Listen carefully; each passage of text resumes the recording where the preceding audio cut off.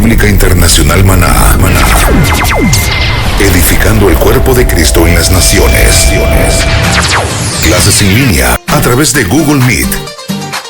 Pastor Obed Ramírez. Aunque estés pasando por el peor momento de tu vida, declara conmigo: mayor es el que está en mí, mayor es el que vive en mí, mayor es el que me llamó, mayor es el que hará lo que dice que va a hacer en mi vida. Doctrina primer nivel. Tema: la imposición de manos.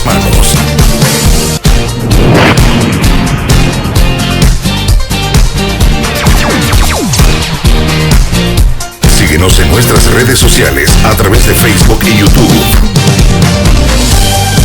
O escríbenos a nuestro correo electrónico universidadinternacionalmaná@gmail.com. Prepárate para ejercer tu llamado. La bendición, hermano, de la imposición de manos. Amén. La imposición de manos es un tema muy importante a la cual la iglesia, el cuerpo de Cristo necesitamos conocer. Amén. ¿Cuáles son los beneficios que existe a través de la imposición de manos? Yo quiero invitarle que abra su Biblia en esta noche en el libro de Segunda de Timoteo.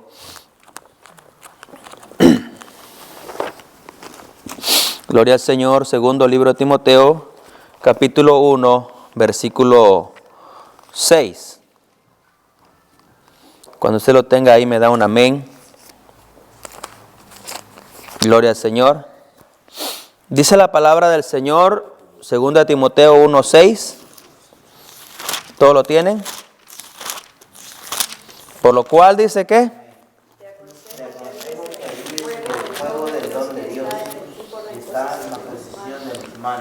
por lo cual te aconsejo que avives el don de Dios que está en ti.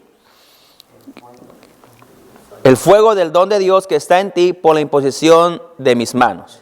Oremos al Señor. Padre, te damos gracias en esta noche.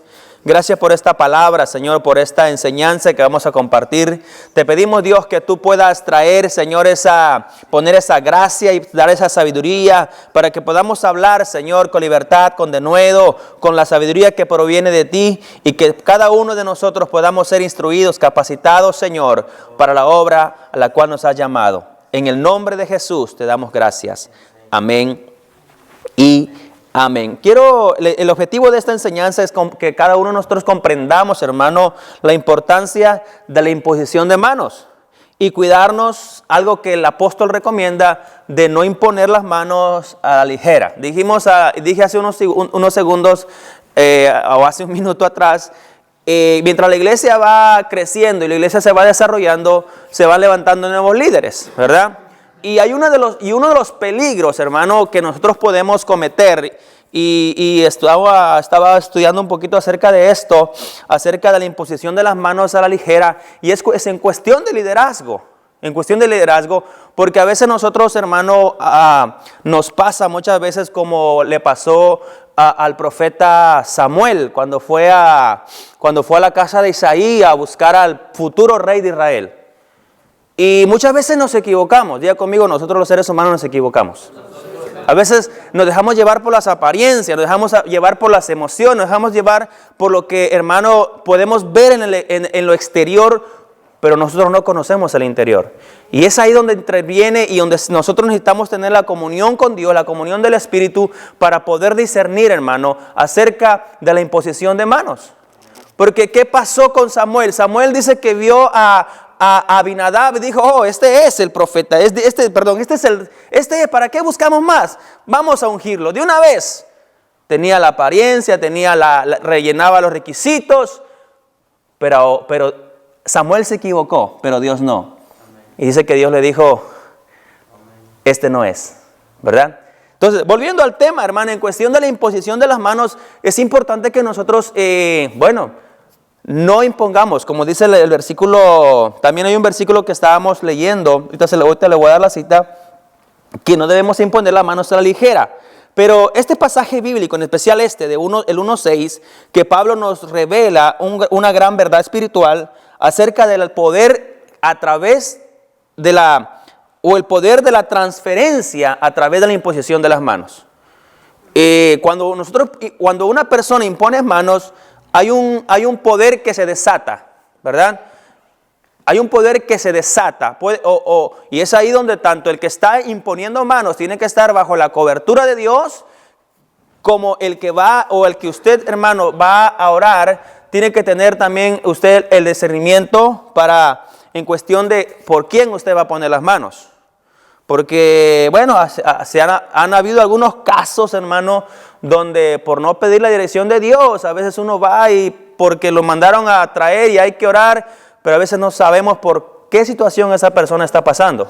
Hay situaciones donde realmente las personas por desobediencia, escuche bien lo que le voy a decir, por desobediencia, están pasando por un proceso de juicio de parte de Dios. Y aunque usted ayune, y aunque usted y yo oremos, y aunque hagamos lo que hagamos, hermano, eso está en la voluntad de Dios. Nosotros no podemos, por mucha unción que usted lleve, mucho poder y mucha autoridad, no podemos sobrepasar la autoridad que es Dios. Nosotros estamos bajo autoridad. Y cuando vamos a imponer las manos, tenemos que estar guiados por Dios.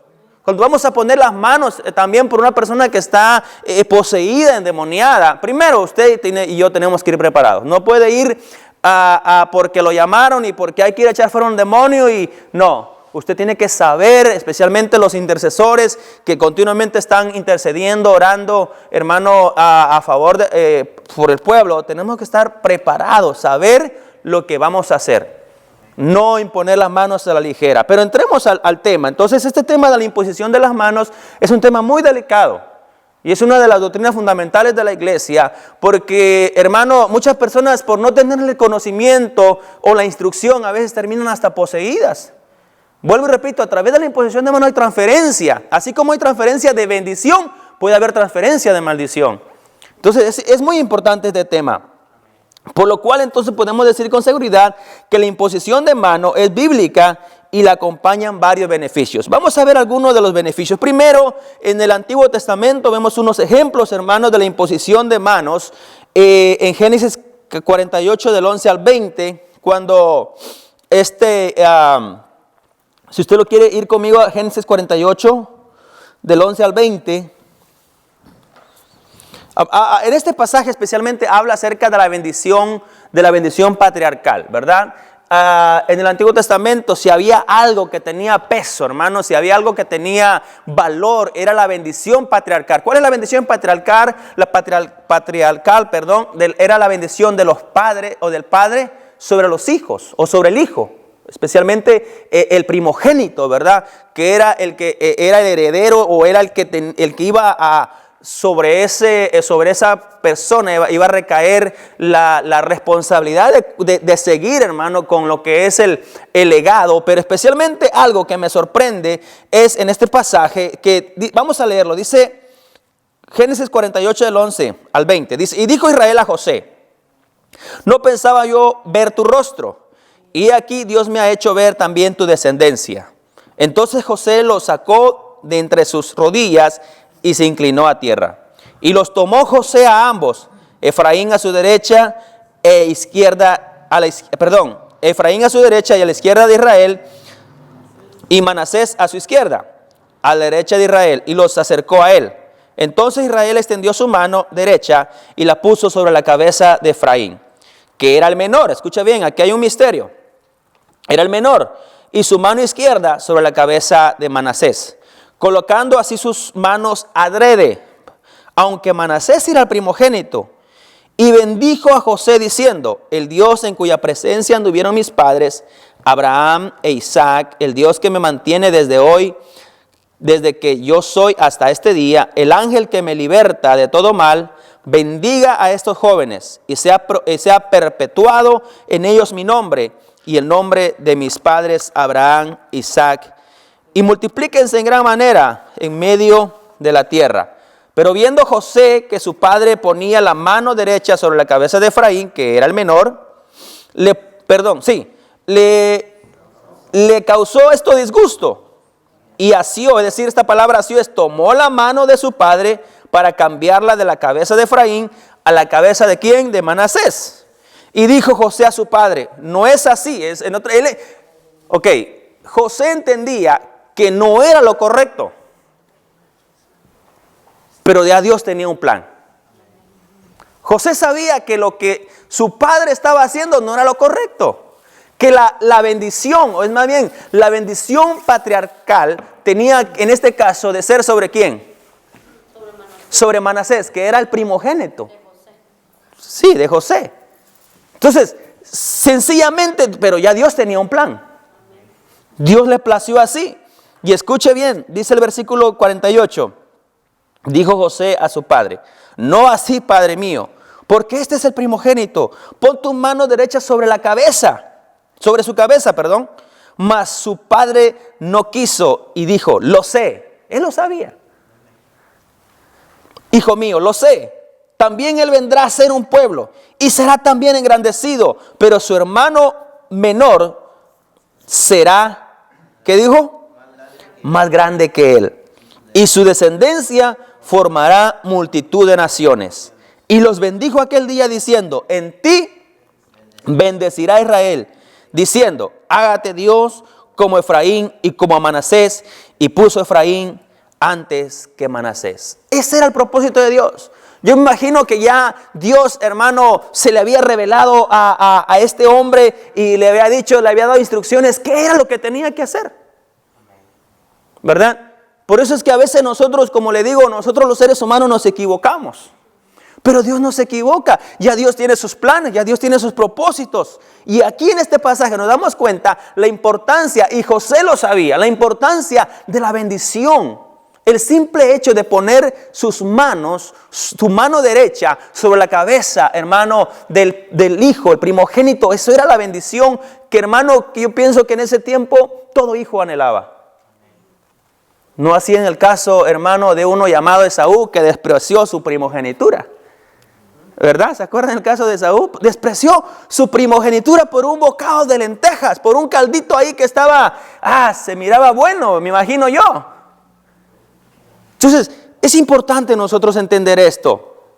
De igual manera, dice, Moisés usó este acto cuando hace transferencia de espíritu y autoridad sobre Josué. Josué, el sucesor de Moisés. También Dios le dio órdenes a Moisés y le dijo: tú no vas a entrar a la tierra, me has desobedecido, hiciste algo que no me agradó, y usted conoce la historia. Y Dios le dijo: no vas a entrar a la tierra, pero quiero que te prepares y unjas a este Oseas, que ese era su nombre original, Oseas, pero Dios le cambió el nombre y le puso Josué, ¿verdad? Entonces, para que este sea mi sucesor.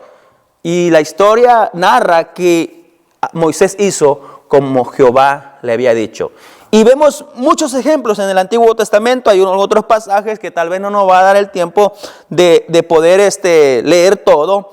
Pero entonces el uso o la práctica, hermano, de la imposición de manos es bíblica. Lo vemos en el Antiguo Testamento. Por ejemplo, vimos por lo menos 2 ejemplos, pero también en el Nuevo Testamento. En el Nuevo Testamento encontramos 5, por lo menos vamos a ilustrar 5 razones importantes. Los versículos dice que Dios da fuerza al cansado y multiplica la fuerza de ¿quiénes? De los que no tienen ningunas. Qué lindo es el Señor. Si usted está cansado, fatigado, Jesús dice: vengan a mí. Mateo, ¿qué es?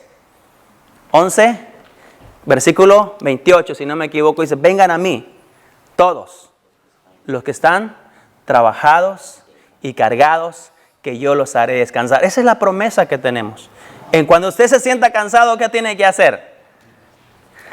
Según ese versículo de Mateo, ir a la presencia del Señor. Hay momentos que ya le digo, no quiere usted ni levantar un pie porque está cansado, fatigado. Hermano, el trabajo, usted tiene que lidiar con personas. Yo tengo que pelear no solamente con personas, sino con carros también. No se trata de pelear, sino lidiar, de tener esa relación con personas. Y qué duro es tener que lidiar con personas, ¿verdad? Porque, bueno, hay diferentes caracteres, diferentes temperamentos, y uno tiene que tratar de ser el agua, aun cuando hay fuego, ¿verdad? No leña, agua, porque la leña arde más. Entonces, qué lindo. Mire qué dice segundo libro de Samuel, Esto habla acerca del precio que muchas veces tenemos que pagar. La Biblia dice en 2 Samuel 23, del 9 al 10, después de Eleazar, hijo de Dodo, a Ohita, uno de los 3 valientes que estaban con David, cuando desafiaron a los filisteos que se habían reunido allí para la batalla y se habían alejado los hombres de Israel, se levantó y hirió a los filisteos hasta que su mano, ¿qué? Se cansó. Entonces es algo normal. En medio de la batalla, hablando de la batalla espiritual o física, pero más espiritual, la batalla espiritual es el momento que usted también se va a cansar. Este hombre, estaba peleando una batalla física, ¿verdad? Era una espada, eran sus fuerzas físicas, pero aplica también a lo espiritual. Dice que su mano se cansó y quedó de tal manera que ahí donde vino la fuerza de Dios, de tal manera que la espada, hermano, se quedó pegada en su mano. Porque diga conmigo, cuando mis fuerzas ya no dan, es cuando entran las fuerzas de Dios a operar en mí. Pablo dijo eso. Pablo dice, porque cuando soy débil, cuando ya no tengo fuerzas, cuando ya no puedo más, es cuando Dios empieza a trabajar en nosotros. Jesús le daba unas palabras al apóstol Pablo. Le dice, bástate mi gracia, porque mi poder se perfecciona en tu debilidad. Tu debilidad. Ahí es donde entra la fuerza de Dios y nos levanta. Amén. Dice que este hombre llamado Eleazar, dice que quedó pegada la espada, su mano a la espada. Aquel día Jehová dio gran victoria y se volvió el pueblo en pos de él, tan solo para recoger el botín. Y usted puede ver así en la Biblia, en la historia bíblica, muchos hombres. Vemos a un Josué, vemos a un Sansón, vemos a un Jefté, vemos a un, ¿cómo se llama este otro? Se me va el nombre ahorita, se me va. Pero estos hombres eran hombres igual que nosotros, se cansaban, amén. Pero aún en medio de ese cansancio, clamaban al Señor. Y Dios les enviaba y les daba nuevas fuerzas. Amén. Gloria al Señor. Qué lindo es que cuando tú te sientas fatigado, te sientas cansado, hermano, te refugies en los brazos del Señor. Y digas, Señor, ayúdame. Ya no puedo, ya no tengo fuerzas. Pero tu palabra dice, ahí es donde entra el poder de la palabra, hermano. Dice, pero tu palabra dice que tú das fuerzas ¿a quién? Al cansado. Gloria al Señor. Hebreos capítulo 12, versículo 3 dice, considerad aquel que sufrió tal contradicción de pecadores contra sí mismo, para que vuestro ánimo no se canse hasta desmayar. ¿Usted puede sentirse cansado? Sí, pero no puede desmayarse, no puede perder el ánimo, aún en medio de esa tribulación, de esa tormenta, de ese problema. Ahí está el Señor, dice, ten ánimo. Esfuérzate, como le dijo a Josué, esfuérzate, sé valiente, no temas y vamos para adelante porque el Señor está con nosotros. ¿Cuántos dicen amén? Ese es el precio del llamado, amén. Entre el llamado no crea que es como comer papitas fritas. No, el precio del llamado, hermano. Por eso Dios lo llamó a usted. ¿Sabe por qué? Porque Dios vio en usted que usted es un valiente. Si no, no lo llama. ¿Para qué lo quiere en este campo de batalla? No. Dios vio en usted algo y Dios dice, tú eres un valiente, un hombre o una mujer valiente, por eso te llamo al campo de batalla. Gloria al Señor. Así como David, hermano, David. Y mire, para ser valiente no se necesita tener una gran apariencia de guerrero. Porque, hermano, el poder de Dios que habita en nosotros nos capacita, nos da la fuerza, nos habilita para poder enfrentar batallas y ganarlas en el nombre de Jesús. ¿Quién podría pensar que un jovencito llamado David podía pelear y vencer a un gigante? Casi le doblaba en estatura. Pero ¿qué hizo él? Puso su confianza en Dios.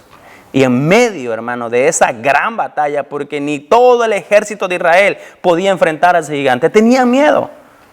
El enemigo a veces te va a tratar de atemorizar para que tú pienses que no puedes.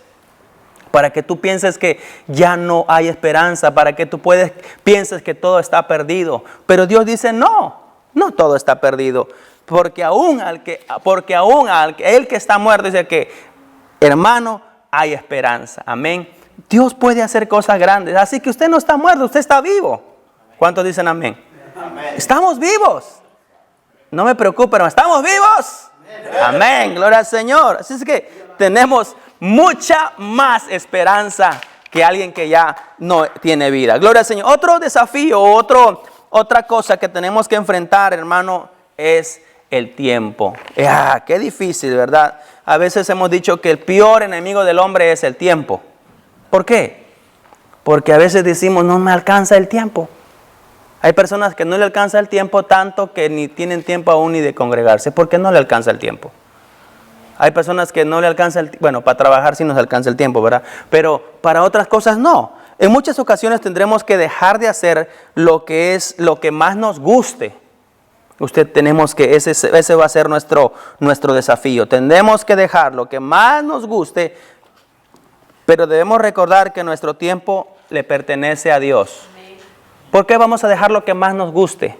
Porque a veces, hermano, ¿a quién no le gusta estar en su cama, acostadito, con el control remoto en la mano, cambiando un canal o de repente disfrutando un buen tiempo en la playa? ¿A quién no le gusta eso? Yo hace como 3 meses que vengo diciendo que me voy a tomar unos días de descanso y no me los he podido tomar. ¿Por qué? Porque a veces, hermano, hay muchas cosas que hacer. Pero aún en medio de esas cosas que hacer, la prioridad tiene que ser las cosas del Señor. Cuando nosotros le damos a Dios lo primero, cuando nosotros nos enfocamos en Dios, nos comprometemos con Dios en hacer el trabajo de Él, entonces Dios se compromete con nosotros para que nosotros podamos también ver realizado aún nuestros sueños. Amén. Entonces recuerde que el tiempo le pertenece a Dios. Nosotros solo somos sus, ¿qué? Administradores. Segunda Efesios 5 del 15 al 17 nos dice, mirad pues cómo andéis, no como necios, sino como sabios, aprovechando bien el tiempo, porque los días, ¿qué? Son malos. Por tanto, no seáis insensatos, sino entendidos de cuál sea la voluntad de Dios. Le hago una pregunta, ¿cuál será la voluntad de Dios? ¿Que administremos bien el tiempo o que no lo administremos? La voluntad de Dios es que administremos nuestro tiempo. ¿Cómo nosotros administramos nuestro tiempo? ¿Sabe? Una manera de administrar bien el tiempo es que usted tenga tiempo para trabajar, tiempo para su familia, tiempo para Dios, tiempo para todo. Eso es administrar el tiempo. Cuando usted no sabe administrar el tiempo, usted pasa 12, 15 horas en el trabajo, no tiene tiempo para la familia, no tiene tiempo para la iglesia, no tiene tiempo porque no hay tiempo, no le alcanza el tiempo. Eso es una mala administración del tiempo. Pero la persona que logra entender, hermano, que no todo es trabajo en la vida, que no todo es dinero en la vida, que no todo es, hermano, placer en la vida, sabe que hay un lugar más importante y es la presencia del Señor, la casa del Señor.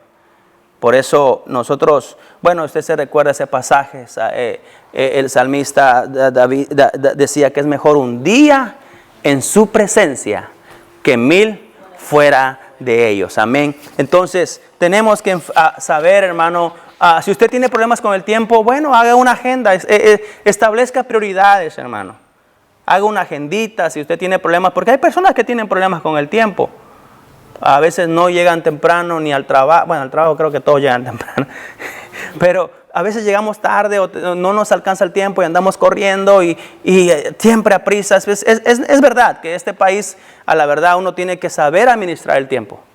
Porque si no, hermano, estamos haciendo y no vamos a hacer las cosas de la mejor manera correcta. Otro desafío que tenemos nosotros que afrontar, que podemos decir, otro desafío que podemos en cuestión del precio, el llamado, es también la soledad. Hay momentos, hermano, que aunque usted esté rodeado de gente, usted se va a sentir solo. Yo no sé si le ha pasado. Hay gente a su alrededor, pero en algún momento usted se va a sentir solo, ¿verdad? Por 2 razones. La primera porque, hermano, a veces el enemigo va a traer esos pensamientos a nuestra mente, va a tratar de minar nuestra mente. Alguien dijo que, uno de los peores campos de batalla de nosotros mismos es nuestra mente. El enemigo va a traer eso en nuestra mente. Especialmente, creo que para los solteros, va a poner esa semillita de duda en tu mente. No te vas a casar, Mira, le hablaste a fulana y te dijo que no. Has probado 3, 4 veces y no ha salido nada. Entonces, y a veces empieza uno, y sabes que tú tienes un llamado de Dios. Entonces, pero les voy a dar un consejo que a mí me funcionó. ¿Cuántos quieren oír ese consejo? A ver, ¿cuántos solteros hay aquí? Para, pues, a ver si vale la pena hablarlo. Si no, mejor no lo digo. Solo 2. Santo. Usted diga. Aleluya. Gloria al Señor. Bueno, no. Compártala. Entonces, no, muchas veces sí, en realidad uno se va a sentir solo. Digo especialmente los solteros, porque cuando yo estaba soltero, hay momentos que yo me sentía solo. Venía a la iglesia, compartía con todos los hermanos, pero un momento, cuando yo llegaba a mi casa, me sentía solo. Sabía que me hacía falta mi costillita. Amén. Mi costillita. Y a veces, ¿sabe cuál es? Nos salimos un poquito del tema, hacemos un paréntesis. Y a veces, ¿sabe cuál es el problema de los solteros? Que, hermano, bueno, a veces buscamos y buscamos y buscamos y buscamos. Y tanto que buscamos, no encontramos nada. Y es que ese es el problema, porque uno busca, ¿verdad? Pero hasta un día le dije al Señor, Señor. Se llamaba Níger, Lucio de Cirene, Manaén, el que se había criado junto con Herodes, el tetrarca, y Saulo, el 2. Ministrando estos al Señor y ayunando, dijo el Espíritu Santo, apartarme a Bernabé y a Saulo para la obra que os he llamado. Entonces, versículo 3. Entonces, habiendo ayunado y orado, les impusieron las manos y los despidieron. Amén. Aquí hay un grupito de personas, hermano, que estaban en algo. Estaban buscando al Señor, estaban ayunando, orando, buscando la presencia del Señor. Habían profetas. ¿Qué más dice que habían? Maestros. Y entre ellos estaba Bernabé, estaba Simón, el que se llamaba Níger, otro Simón, Lucio de Cirene, Manaén, el que había criado junto con Herodes. Estaba también Saulo. Pero en algún momento el Espíritu les habló. ¡Pum! Y les dijo, apartadme a Bernabé y a Saulo para la obra que los he llamado. ¿Cuál era la obra que los estaba llamando el Señor? Misionera. La obra misionera. Ir a abrir brecha. Ir a romper camino. Amén. Entonces, pero ¿qué fue eso? Dice que les impusieron las manos. Impartieron un don ministerial. Impartieron algo tremendo, hermano. También en el caso de Saulo, también si usted recuerda, después de su conversión, Dios comisiona a un discípulo llamado Ananías.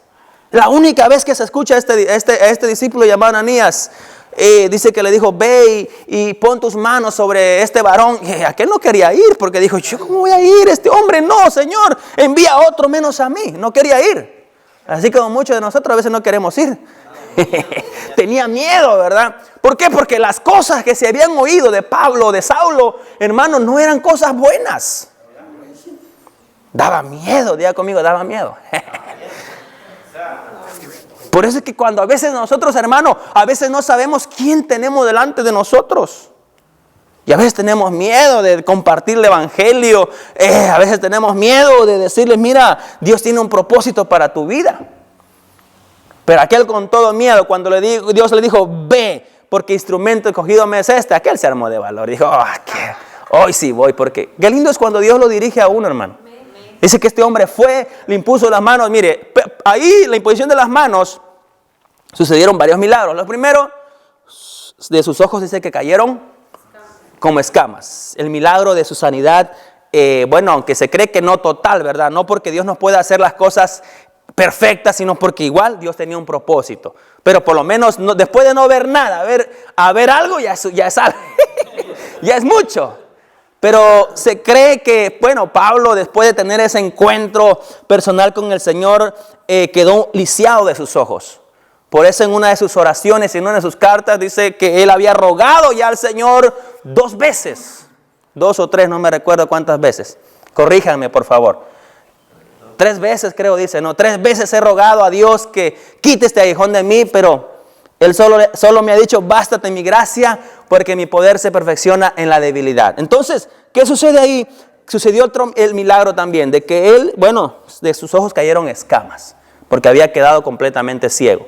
Al igual, hermano, bueno, un poquito más adelante vemos que este hombre también, este apóstol, ¿verdad? Fueron ungidos, hermano, fueron ministrados a través de la imposición de las manos para ejercer ya un ministerio. Pero usted se da cuenta, bueno, Dios tuvo un propósito con la vida del apóstol y lo fue preparando hasta que cuando él estaba listo, entonces lo envió. Entonces le impusieron la mano. Y él había aprendido eso. Por eso es que con Timoteo también él hizo lo mismo. Él en algún momento, hermano, aunque Timoteo era un joven, hermano, un joven que trabajaba en la obra del Señor y a pesar de su corta edad estaba involucrado en las cosas de Dios, buscaba a Dios y hermano, amaba a Dios. Y en algún momento Dios le habló a Saulo, o a Pablo en este tiempo, y lo ungió. ¿Verdad? Puso sus manos sobre él, ungió a tal punto que este joven llegó a ser un líder, un pastor, hermano, de una congregación. Pero aún así, con todo eso, él siempre le animaba. Vamos a concluir con este tema. Entonces, estamos viendo ya los beneficios, hermano, de la imposición de las manos. Pero empezamos también tocando algunos puntos de riesgo a no ser dirigidos por el Espíritu Santo a hacerlo. Entonces, reconociendo que la imposición de manos es un acto de bendición, creemos que podemos con libertad, hermano, imitar esta práctica, tomando en cuenta siempre en no imponer las manos a la ligera, sin antes no recibir la revelación de Dios, la revelación divina del Espíritu Santo, para entonces hacerlo, ¿verdad? Como dijimos, cuando recibimos la dirección de Dios, pues no hay por qué dudar, vamos a hacerlo con libertad. Cuando no recibimos instrucciones de parte de Dios, entonces hay que tener cuidado, porque ya vimos algunos pros, pero también algunos contras que pueden ocasionar el imponer las manos a la ligera. Especialmente, dijimos, en cuestión de ordenar o poner a personas en un cargo sobre la cual todavía no están preparados. Entonces eso también tenía que ver, y de eso estaba hablando el apóstol cuando dice no impongas la mano a la ligera. Entonces, hermanos, bueno, no sé si alguien tiene alguna pregunta antes de concluir y cerrar este es un tema muy a la verdad muy lindo, pero a la vez que contiene ciertos detalles que necesitamos, hermanos, depender del Espíritu Santo para no cometer errores. Si podemos mencionar algunos, hay errores que se han cometido. Por a veces la falta de dirección, la falta de, bueno, una puede ser de comunión con Dios, ¿verdad? Porque no tenemos la comunión con Dios, no tenemos la dirección del Espíritu y cometemos errores. Pero yo creo que cuando estamos bajo la dirección del Señor, tenemos la bendición de Dios y podemos hacerlo en su voluntad y Dios nos va a respaldar. Entonces, ahí están los 5 beneficios, impartir sanidad, impartición, bendición, impartición del bautismo, el bautismo del Espíritu Santo, impartición de dones y impartición de ministerios.